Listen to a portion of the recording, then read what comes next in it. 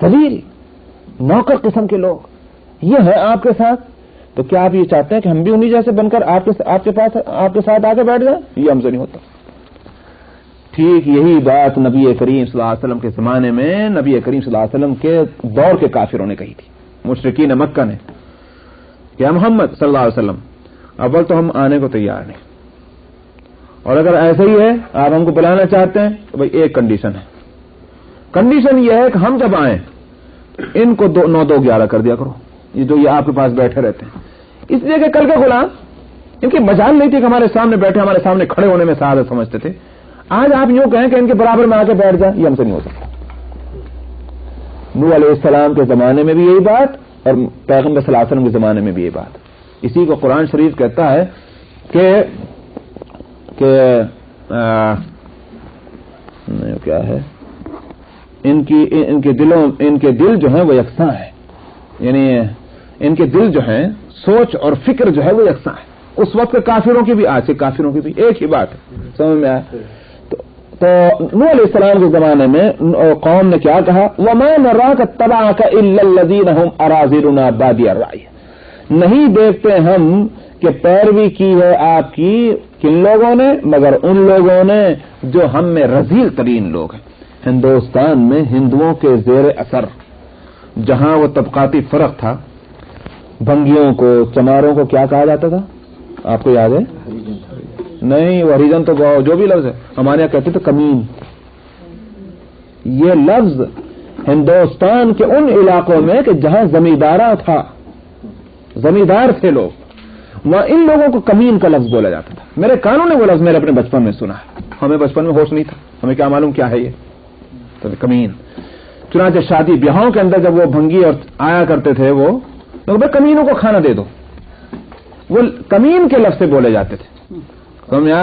اللہ نے اس کا بدلہ کس طرح دنیا کی زندگی میں دکھایا کہ کمین تو شریف بن گیا اور شریف جو ہے وہ کمین بن گئے. یہ تو انقلاب ہے.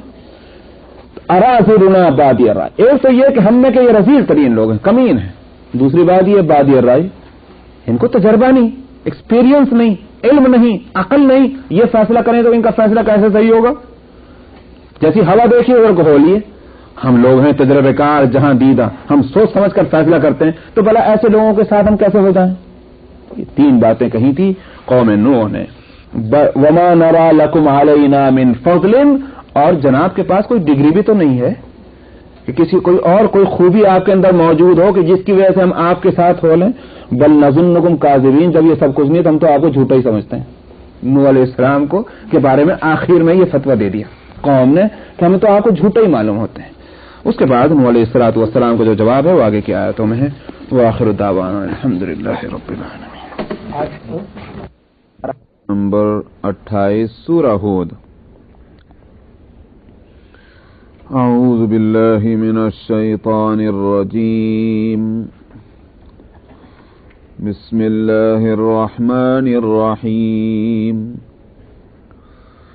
قال يا قوم أرأيتم إن كنت على بينة من ربي وآتاني رحمة من عنده فعميت عليكم أنلزمكموها وأنتم لها كارهون. وَيَا قَوْمِ لَا أَسْأَلُكُمْ عَلَيْهِ مَالًا إِنْ أَجْرِيَ إِلَّا عَلَى اللَّهِ وَمَا أَنَا بِطَارِدِ الَّذِينَ آمَنُوا إِنَّهُمْ مُلَاقُو رَبِّهِمْ وَلَكِنِّي أَرَاكُمْ قَوْمًا تَجْهَلُونَ. وَيَا قَوْمِ مَنْ يَنْصُرُنِي مِنَ اللَّهِ إِنْ طَرَدتُّهُمْ أَفَلَا تَذَكَّرُونَ. ولا أقول لكم عندي خزائن الله ولا أعلم الغيب ولا أقول إني ملك ولا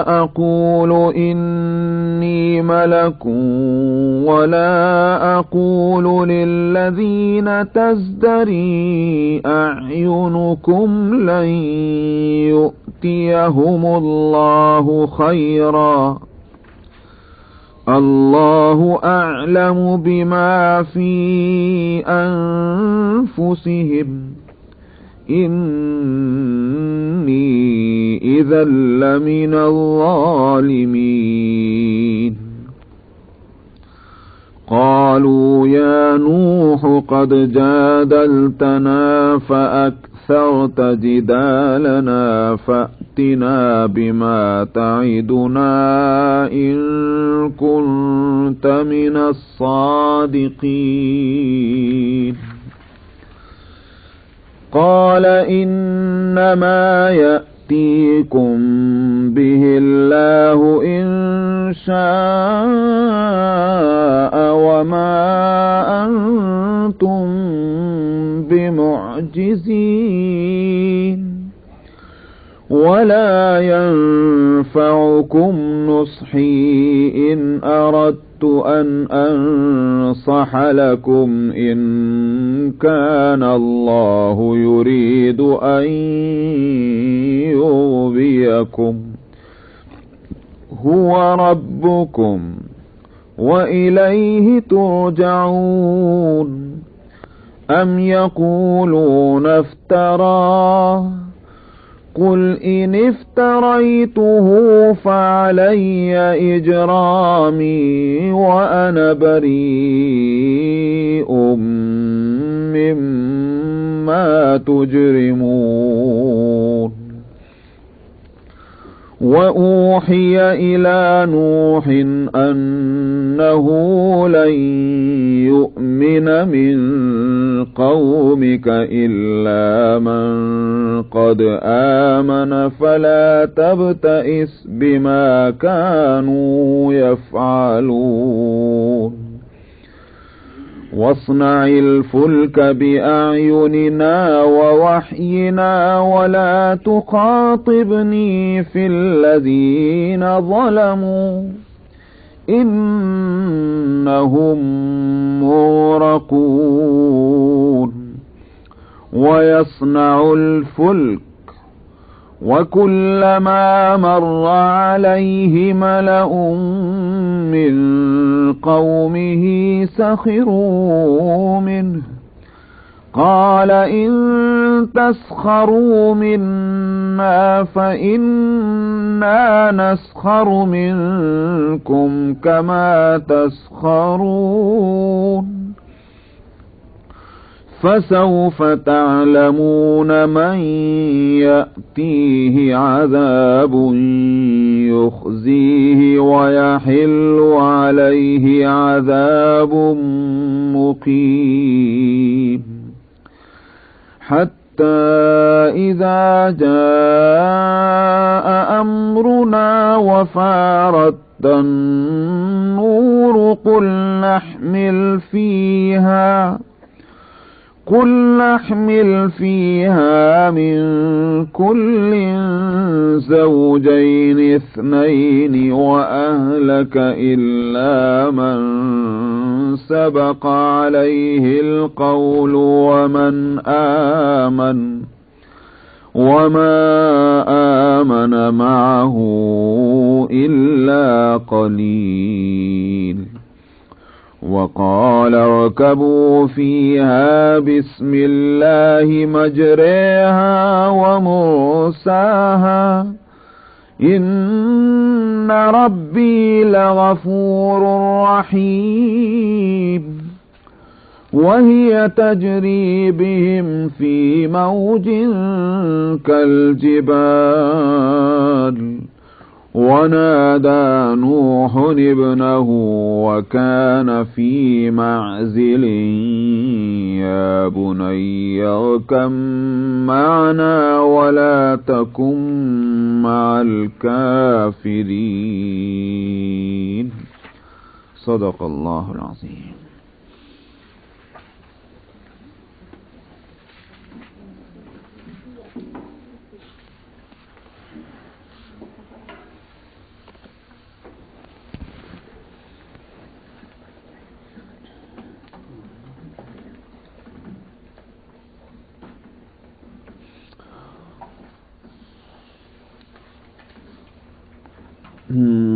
آیت نمبر 27 میں قوم نوح کا جو جواب حضرت نوح علیہ السلام کے دعوت دینے پر تھا اس کو نقل کیا گیا تھا کہ نوح کی قوم کے کافروں میں جو سردار تھے انہوں نے حضرت نوح علیہ السلام سے یہ بات کہی تھی کہ ما نراک الا بشرا مثلنا. ایک بات تو یہ تھی کہ صاحب آپ تو ہمارے جیسے آدمی نظر آ رہے ہیں، پھر کیوں ہم آپ کی بات مانیں اور آپ کو فالو کریں. ایک تو بات یہ تھی. وما نراک اتبعک الا الذین هم اراذلنا بادی الرأی. دوسری بات یہ ہے کہ آپ کی پارٹی میں جو لوگ ہیں وہ بڑے تھرڈ کلاس ہیں، تو لہذا ہم اپنے کو تھرڈ کلاس بنانے کو تیار نہیں. ہم آپ کی بات اگر مانیں تو اس کا مطلب یہ ہے کہ آپ کی پارٹی میں شامل ہو گئے، اور آپ کی پارٹی تھرڈ کلاس لوگوں پر مشتمل ہے تو ہم بھی تھرڈ کلاس بن جائیں گے. یہ ہمارے بس کی بات ہے. وما نراک اتبعک الا الذین هم اراذلنا بادی الرأی. دوسری بات یہ ہے کہ جو جس لیول کے یہ لوگ ہیں ان کے پاس عقل تو ہوتی نہیں، تجربہ نہیں ہوتا، یہ کنویں کے مینڈک ہیں، دنیا دیکھے ہوئے نہیں ہوتے، اس لیے ربا ربی میں فیصلہ کر لیتے ہیں. ہم لوگ جہاں دینا ہیں، ہم دنیا دیکھے ہوئے ہیں، ہمارے پاس علم ہے، تجربہ ہے، عقل ہے، یہ ساری چیزیں، تو ہم ایسے کیسے فیصلہ کر لیں کیونکہ صاحب انہوں نے آپ کی بات مان لی ہم بھی مانیں. یہ بات.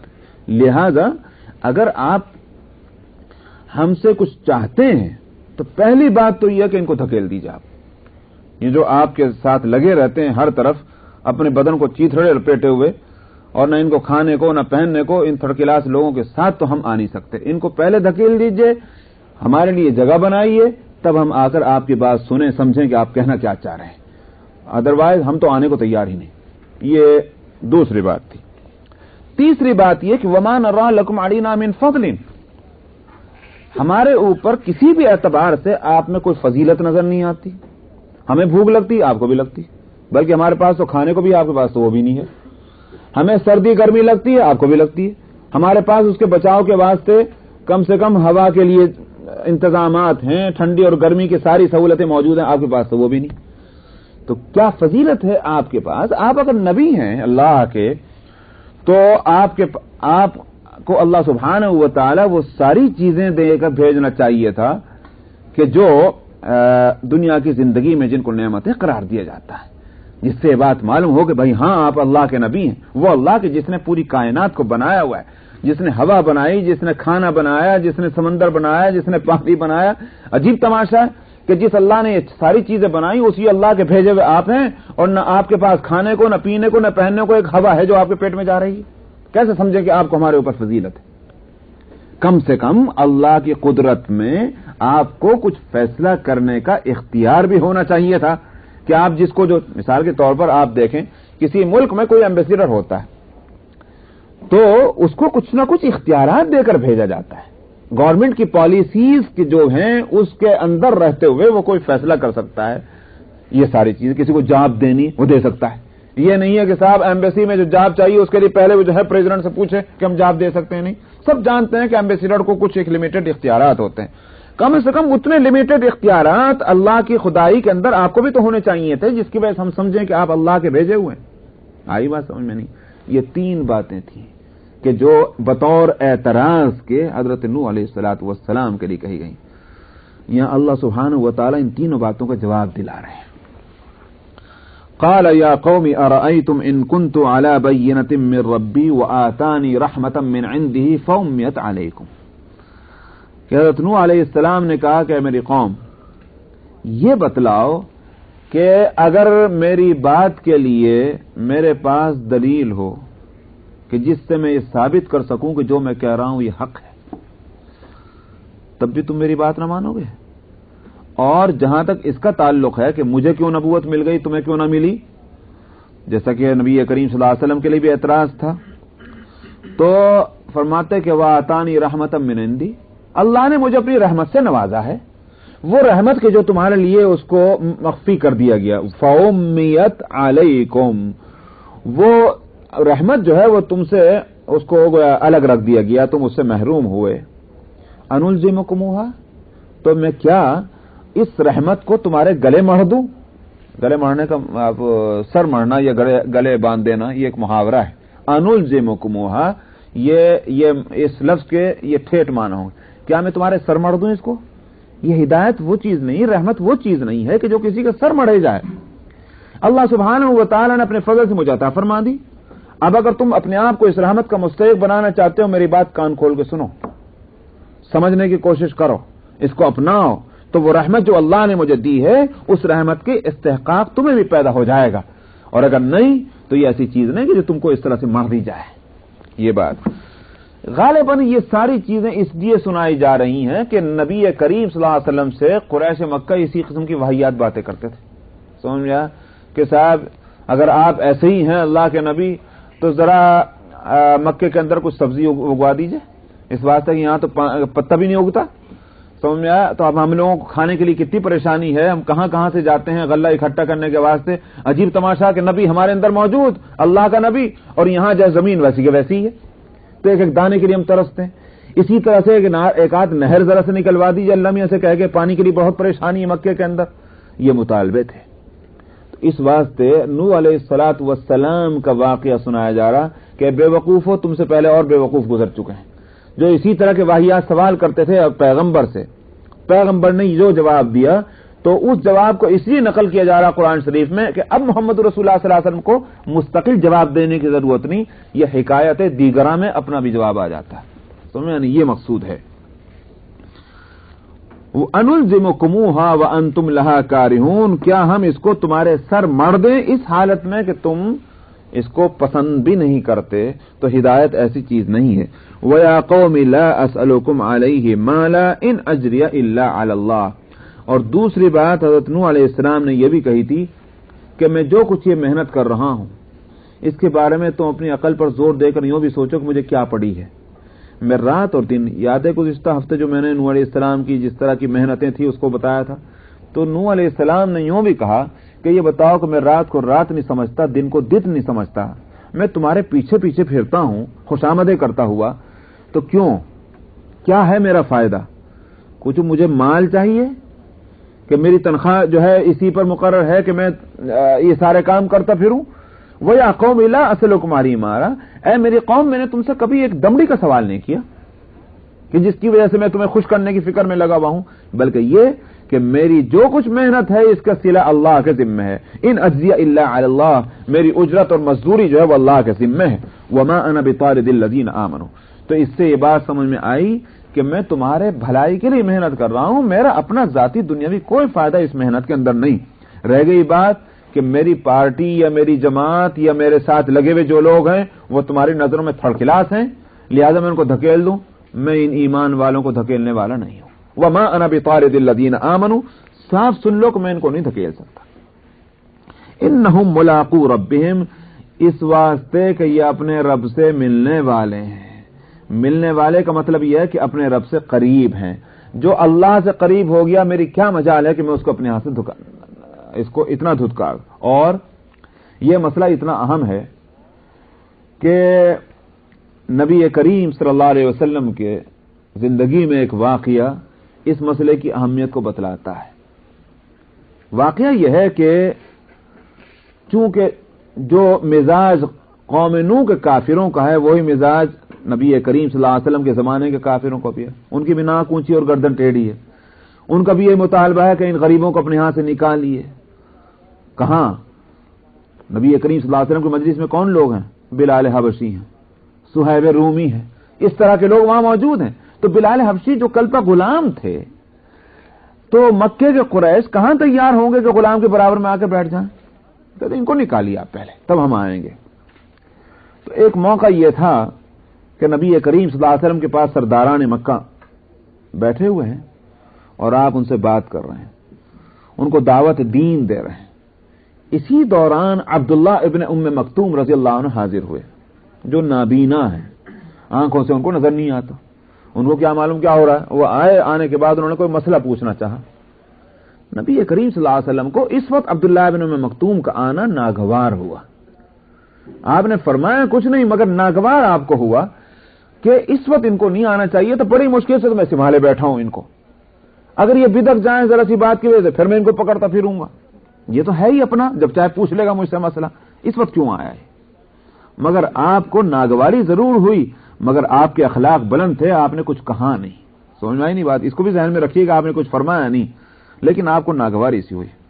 नबी की शान बड़ी ऊंची होती है, और जिनकी शान ऊंची है उनकी पकड़ भी बहुत छोटी छोटी बातें पर होती है। ये तो हम जैसे गांवदी जो लोग हैं, बड़े बड़े जुल्म ढा जाएं और अल्लाह की यहां फिर माफी हो जाए, वो मसला अलग। नबी की शान ऊंची, तो इसलिए वहां एक एक चीज की पकड़।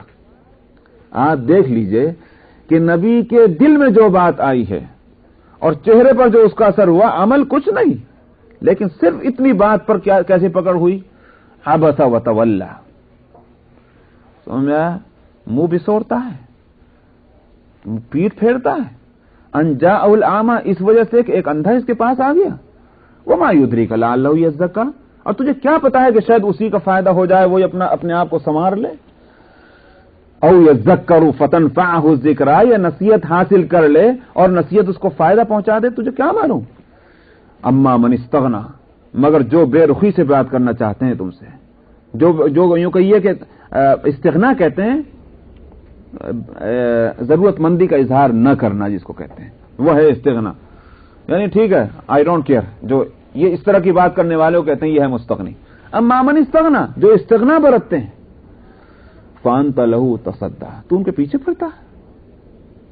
नबी के लिए ये अल्फाज जाहिर है कि अल्लाह ही फरमा सकते हैं, मगर सवाल ये किस बात पर कहे जा रहा है? सिर्फ इतनी बात पे कि अब्दुल्लाह बिन उम्म मक्तूम का इस हालत में आना नबी करीम सल्लल्लाहु अलैहि वसल्लम को नागवार गुजरा, दिल के अंदर, सिर्फ दिल के अंदर इस पर पकड़ हुई है। तो हज़रत नूह अलैहिस्सलातु वस्सलाम जरील क़द्र पैगंबर हैं, वो भी जानते हैं अल्लाह सुब्हानहू व तआला के दरबार के कवायद को, हर नबी जैसे जानता है। तो हज़रत नूह अलैहिस्सलाम ने कहा कि मैं नहीं धुतकार सकता इनको, ये अल्लाह के करीब हैं, ये अल्लाह से मिलने वाले हैं। मुराद ये है कि ये क़यामत में अल्लाह के करीब होंगे, अल्लाह को देखेंगे, अल्लाह के क़ुर्ब इनको हासिल होगा, ऐसों को मैं धुतकार दूं?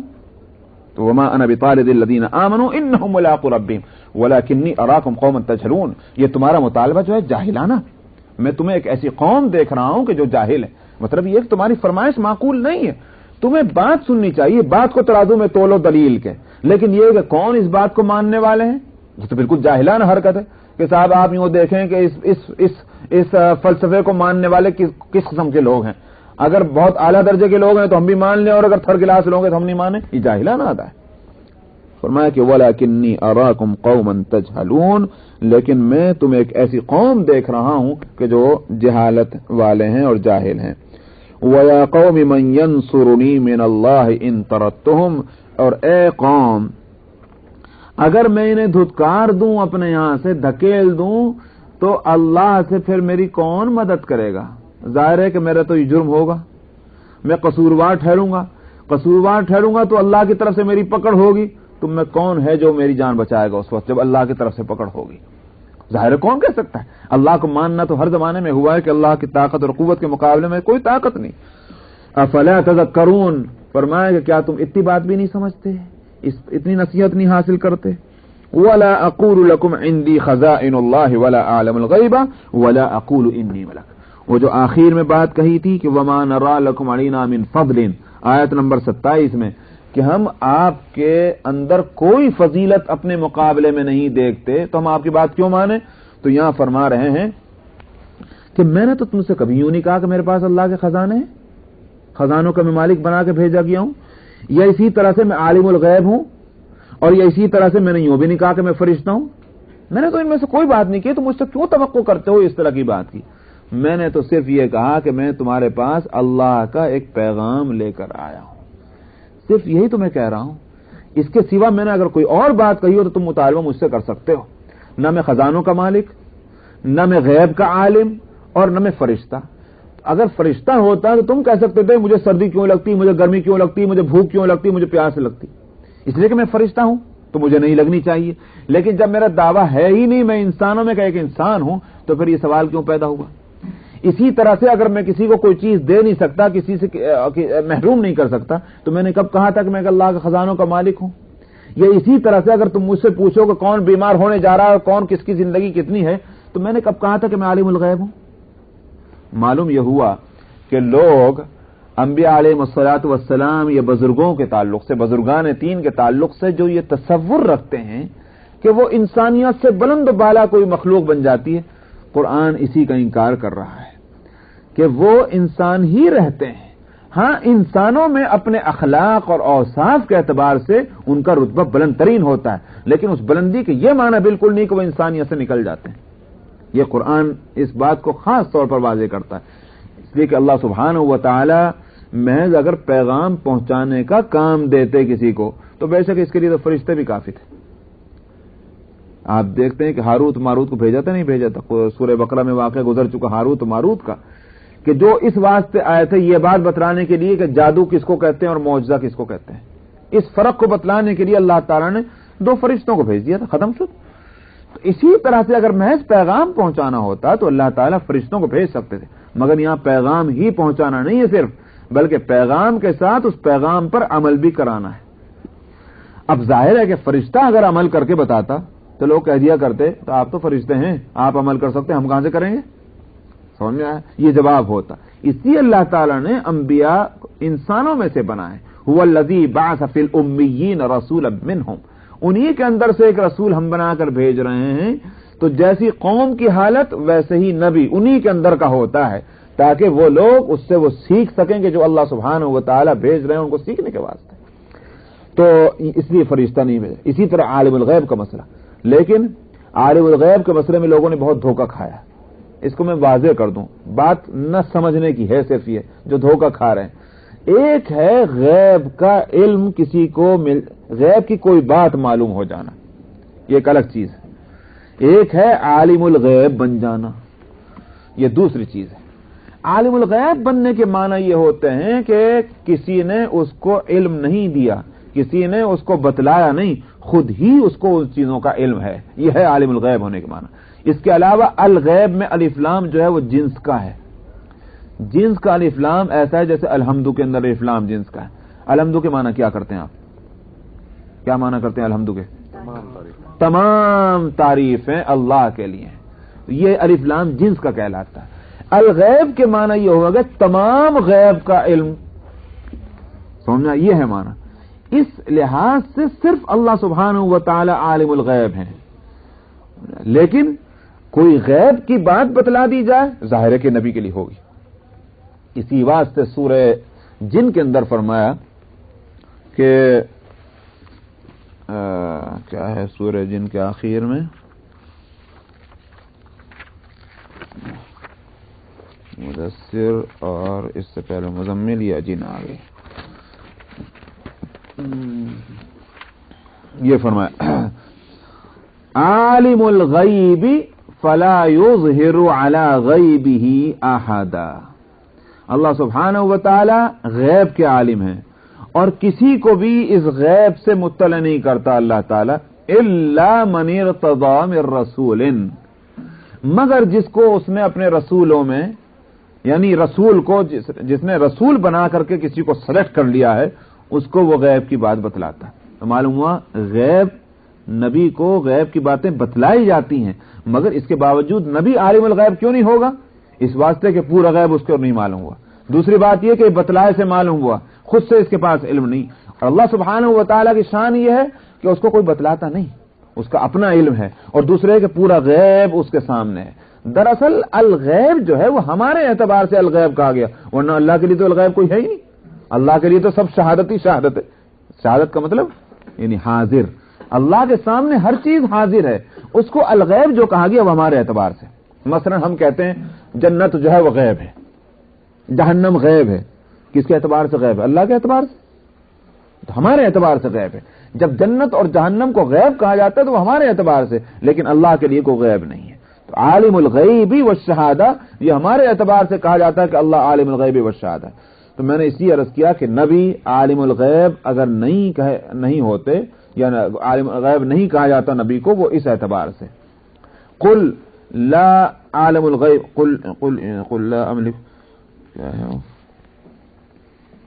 कुल ला अमलिकु लिनफ्सी नफ़अन वला ज़ररन वला नहीं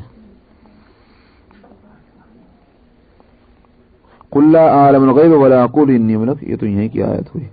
कुरान शरीफ में और जगह भी तो नबी करीम सल्लल्लाहु अलैहि वसल्लम के लिए है कि आप कह दीजिए कि मैं गैब नहीं जानता। इस तरह के अल्फाज कुरान शरीफ में, तो उससे मुराद यही है कि मैं आलिमुल गैब उस एतबार से नहीं हूं जैसे अल्लाह सुब्हानहू व तआला है, लेकिन जाहिर बात है कि नबी को गैब की बातें बतलाई जाती हैं, इसलिए कि खुद नबी करीम सल्लल्लाहु अलैहि वसल्लम ने फरमाया कि ऊतीतु इल्मल अव्वलीन वल आखिरीन, मुझे अव्वलीन और आखिरीन का इल्म दिया गया।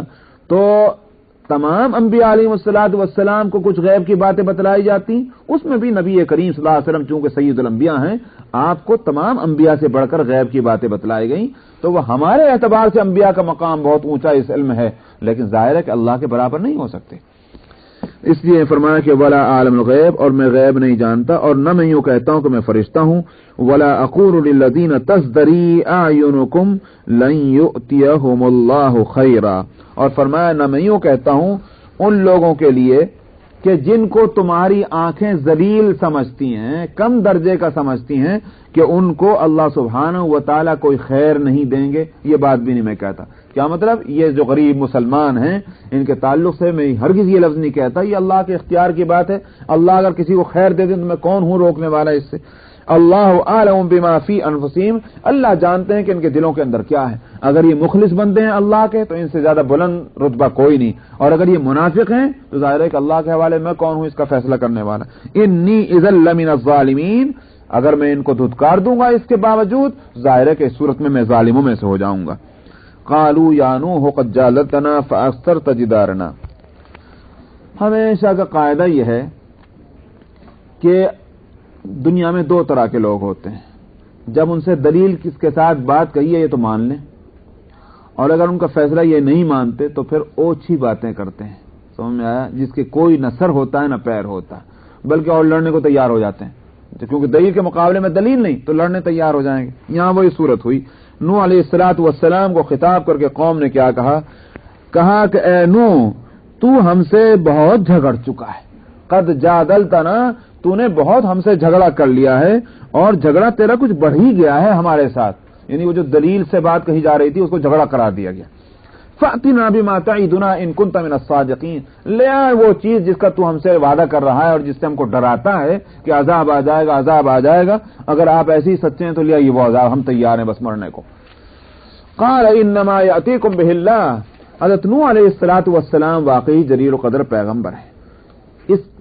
इस धमकी के बाद भी हज़रत नूह अलैहिस्सलातु वस्सलाम ने यूं नहीं कहा कि अच्छा बस तुम्हें मरने को तैयार हो जाओ, बल्कि कहा ये कि मैं कौन हूं उस अजाब का लाने वाला।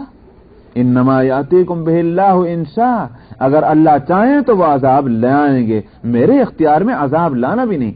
वमा अंतुम बिमुजिदीन, हाँ अलबत्ता ये बात मैं बता सकता हूं कि अगर अजाब आ जाए तो फिर तुम उस अजाब को धकेल नहीं सकते, वो जब आएगा। तो अक्लमंदी ये नहीं है कि तुम उससे अजाब का मुतालबा करो या अल्लाह से अजाब का मुतालबा करो। अक्लमंदी इसमें है कि उस अजाब के आने से पहले तुम उससे बचाव की तदबीर कर लो, इसलिए कि जब वो आएगा तो बचने की कोई सूरत न होगी। वला यनफउकुम नुस्ही इन अरदतु अन अंसहा लकुम इन कान अल्लाह युरीदु अन युग़वियकुम, मैं बिल्कुल बेइख्तियार हूं। तुम मुझसे मुतालबा जो करते हो अजाब के लाने का, वो इसलिए गलत है कि न मैं किसी को हलाक करने का इख्तियार रखता हूं, न मैं किसी की हिदायत का इख्तियार रखता हूं।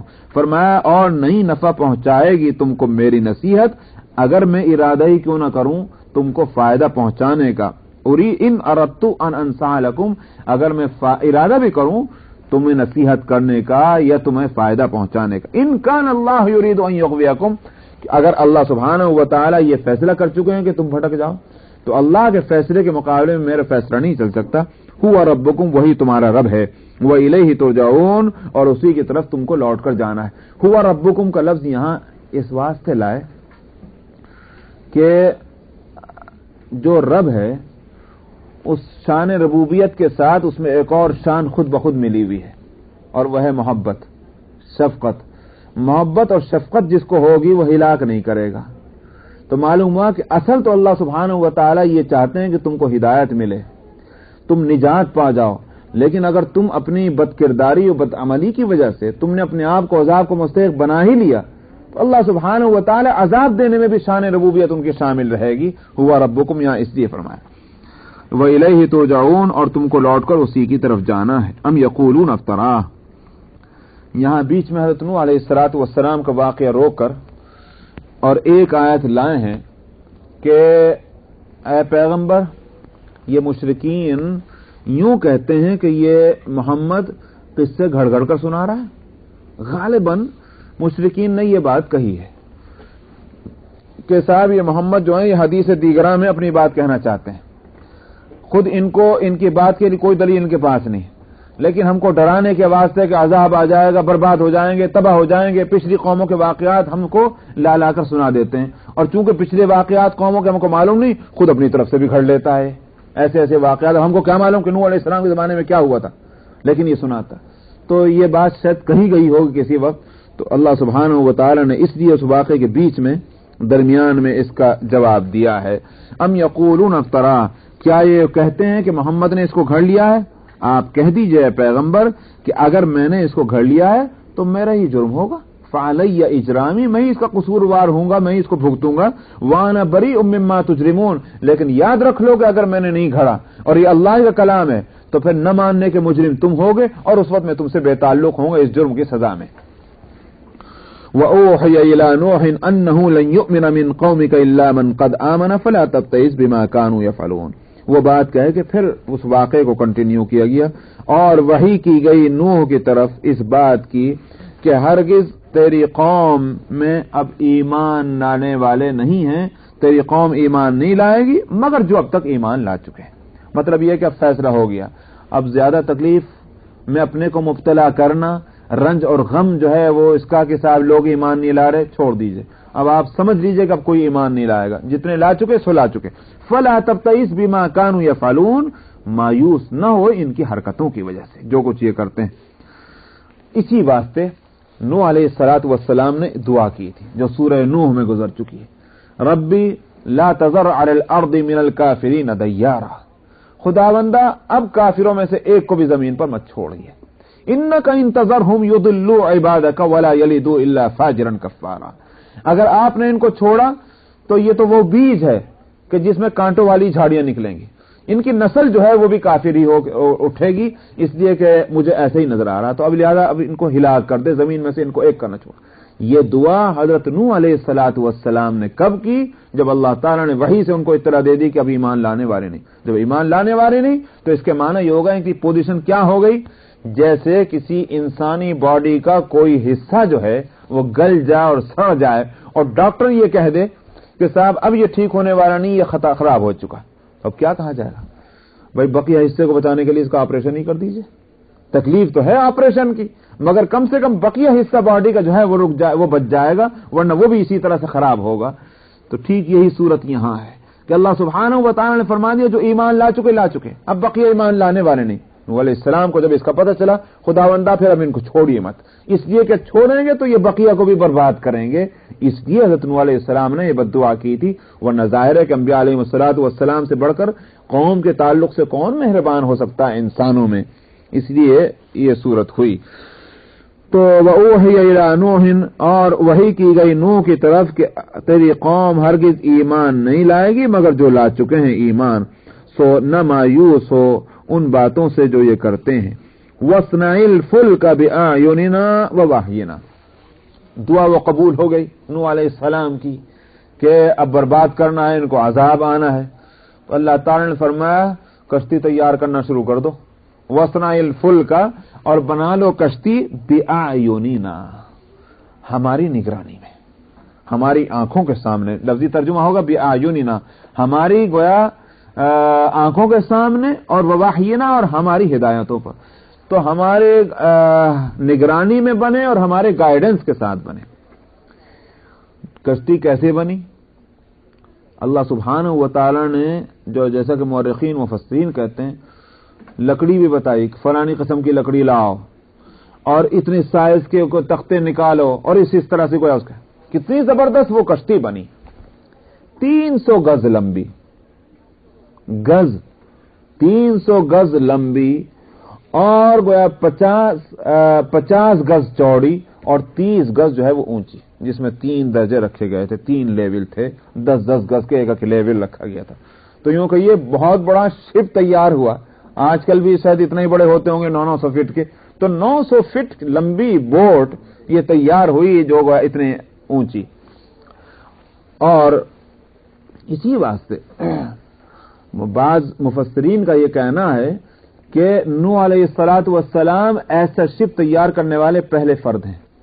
اس سے پہلے ایسی شپ نہیں تیار ہوئی ہوں گی، چھوٹی چھوٹی ڈونگیاں تیار ہو گئی ہوں گی، لیکن یہ کہ اتنا بڑا جہاز کہ جس میں یہ ساری مخلوقات اس طرح سے آ جائیں جیسا آگے آئے گا، یہ پہلی کشتی بنی ہے اس زمین کے، اس دنیا میں۔ اس سے یہ بات بھی معلوم ہوئی، اور پھر جیسے کہ بِأَعْيُنِنَا کہ ہماری نگرانی میں بناؤ، تو معلوم یہ ہوتا ہے کہ اللہ سبحانہ و تعالی ہی دراصل انبیاء علیہ السلام کو ساری صنعتیں اور ساری چیزیں سکھلانے والے ہیں۔ سمجھا؟ اسی لیے نوح علیہ السلام سے پہلے کے انبیاء جو ہیں وہ سب آئے ہیں، جیسے میں نے پہلے ہی بتلایا تھا کہ دنیا کی زندگی انسانوں کی کس طرح گزرے وہ ساری چیزیں بتلانے کے واسطے۔ اسی واسطے سر سید مرحوم نے ایک بات کہی تھی کہ صاحب سامان ڈھونے اور سفر کرنے کی جتنی بھی چیزیں ایجاد کر لیجئے، لیکن اس میں بیس کیا رہے گی؟ پہیے سے نہیں جان چھوٹتی، سمجھا؟ چاہے وہ کسی زمانے کی ہاتھ کی گاڑی ہو، آدمی کھینچ کے لے جانے والا، یا بیل گاڑی ہو، یا گھوڑا گاڑی ہو، یا گدھا گاڑی ہو، یا موٹر کار ہو، سمجھ میں آیا، یا ہوائی جہاز ہو، وہ بھی زمین پر دوڑتا ہے، یہ پہیے سے چھٹکارا نہیں۔ تو اس کے معنی یہ ہوگا پہلی صنعت جو اس سلسلے میں بنی، جو اصل بیس ہے، وہ پہیا ہے جس نے بھی بنایا۔ اور یہ بات یہ ہے کہ پہیا حضرت آدم علیہ السلام نے وحی ربانی سے کے مطابق پہیے کی ایجاد حضرت آدم علیہ السلام کے ذریعے سے۔ تو آدم علیہ السلام نے پہیا بنایا اور پہیے پر گاڑی کھڑی کی، اور پھر وہ ایک جگہ سے سامان دوسری جگہ ڈھونے کا عمل اسی وقت سے چلا آتا۔ ساری صنعتیں اللہ تعالیٰ نے سکھلائیں انبیاء علیہ السلام کو اصولی طور پر، پھر انسانوں نے اپنے تجربات کی روشنی میں، ایکسپیرینس کے نتیجے میں اس کو امپروو کیا ہے، لیکن بنیاد جو ہے ہر صنعت کی وہ اللہ سبحانہ و تعالیٰ نے سکھلائی۔ تو فرمایا کہ وَاصْنَعِ الْفُلْكَ بِأَعْيُنِنَا وَوَحْيِنَا، اور بنا لے کشتی ہماری نگرانی میں اور ہماری گائیڈنس سے، بِوَحْيِنَا وَلَا تُخَاطِبْنِي فِي الَّذِينَ ظَلَمُوا، اور ظالموں کے تعلق سے اب مجھ سے کوئی بات مت کیجیے۔ کیا مطلب؟ یعنی کوئی سفارش بھی نہیں کرنی ہے، بس اب فیصلہ ہو چکا ان کی تباہی بربادی کا، اب نہ رحم ہوگا نہ مہربانی ہوگی، تم بھی اب مہربانی کا خیال دل سے نکال دو۔ انہم مغرقون، یہ سب غرق ہونے والے ہیں۔ وَيَصْنَعُ الْفُلْكَ، نوح علیہ السلام نے کشتی بنانی شروع کر دی۔ وَكُلَّمَا مَرَّ عَلَيْهِ مَلَأٌ مِّن قَوْمِهِ سَخِرُوا مِنْهُ، جب اس کے قوم کے سردار گزرتے تو اس سے مذاق کرتے، لیجئے صاحب یہ کشتی بنا رہے ہیں جو ریت میں چلے گی۔ کہاں بن رہی تھی کشتی؟ زمین کے اوپر۔ بھئی کیوں بن رہی کشتی؟ اتنا بڑا جہاز بن رہا ہے، یہ ریت پہ چلے گا، کہاں چلے گا؟ مذاق بناتے تھے۔ یہ ہو رہا ہے۔ قال ان تسخروا منا فإنا نسخر منكم كما تسخرون، نوح علیہ السلام نے کہا کہ تم ہمارا مذاق بنا رہے، ہم بھی تمہارا مذاق بنائیں گے۔ آ رہا وہ وقت، پتہ چل جائے گا کہ ہم بے وقوف ہیں یا تم لوگ بے وقوف ہو، یہ پتہ چل جائے۔ قال ان تسخروا منا فإنا نسخر منكم، تو ہم بھی تمہارا مذاق بناتے ہیں جیسے تم ہمارا مذاق بناتے ہو۔ فسوف تعلمون من یاتی، کیسے ہوگا تمہارا مذاق؟ ورنہ انبیاء علیہ السلام کی شان کہاں کہ اس جاہلانہ حرکتیں وہ کریں کہ لوگوں کا مذاق بنائیں۔ اول تو یہ کہ جواب ایسے کو تیسا دینا تھا، دوسری بات یہ کہ خود اس کی تشریح کر رہے ہیں کہ ہم تمہارا مذاق بنائیں گے نہیں، خود بخود بن جائے گا تمہارا مذاق۔ کیوں؟ اس لیے کہ عنقریب جان لو گے تم کون ہے وہ کہ جس کے پاس عذاب آئے جو اسے رسوا کرے۔ عذاب یغزی ویحل علیہ عذاب مقیم، اور اس کے اوپر ٹھہرنے والا عذاب آ جائے. یعنی مطلب یہ ہے کہ دو قسم کے عذاب ہیں. ایک عذاب دنیا کا جو آئے اور آنن فانن ختم کر ڈالے، یہ تو ہے دنیا کا عذاب، اور ظاہر ہے کہ جس پر دنیا کا عذاب آیا وہ رسوا ہو گیا، برباد ہو گیا. ایک عذاب ہے آخرت کا، وہ آخرت کا عذاب جو ہے وہ آنن فانن ختم کرنے والا نہیں. وہ عذاب تو ایسا ہے کہ جیسے سورہ اعلیٰ میں فرمایا لا يموت فیہا ولا یحیا. قیامت کا عذاب وہ ہوگا، جہنم کا عذاب، کہ جس میں نہ آدمی جیو میں نہ مرو میں، نہ اس کو مرنے دے نہ جینے کا مزہ دینے دے. لا يموت فیہا ولا یحیا، جیسے کہ عبداللہ ابن مسعود رضی اللہ عنہ کی روایت ہے کہ جہنم میں جو لوگ آگ میں جلتے ہوں گے تو لاکھوں مرتبہ، ہر دن لاکھوں مرتبہ وہ جلیں گے، چمڑا جل جائے گا، ہڈیاں تک جل جائیں گی، اور فوراً اگلے سیکنڈ جو ہے وہ ان کو تر و تازہ کر دیا جائے گا. تو لاکھوں دفعہ ہر دن یہی عمل جاری رہے گا. یہ نہیں کہ بھئی آگ میں ایک دفعہ جل گئے، چلو جل کے جان نکل گئی، کوئلہ بن گیا، چھٹی ہو گئی. یہ دنیا کے عذاب کی صورت تو ہو سکتی ہے، لیکن آخرت کا عذاب جو ہے اس میں صورت یہ ہوگی کہ وہ اس سے زیادہ تکلیف ہوگی دنیا کے عذاب کی، مگر یہ کہ وہ تکلیف ختم کرنے والی نہیں ہوگی. اس لیے فرمایا کہ دو قسم کے عذاب کو اسی کہ من یأتیہ عذاب یغزی، کس کے آئے گا وہ عذاب جو اس کو رسوا کرے. یہ